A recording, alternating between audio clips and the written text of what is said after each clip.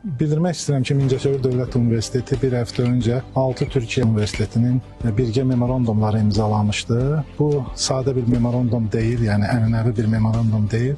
İkili təhsil proqramları və proqramın eyniləşdirilməsi məqsədi güdürdü. Ona görə Türkiyə tərəfinin də xüsusi tələbləri var idi ki, universitet sənaye yönümlü universitetin formalaşması üçün və dövlət sənaye universitet əməkdaşlığının yaranması üçün bu sammitlərə ehtiyacları var və bilirsiniz ki, bugün 110-dan artıq dövlət sənaye şirkəti nümayəndələri burada iştirak edirdilər sammitdə və onlar ən çox tələbələrin ehtiyac duyduqları təcrübə yerləri, 800-ə yaxın təcrübə yerləri bu günləri təqdim edildilər.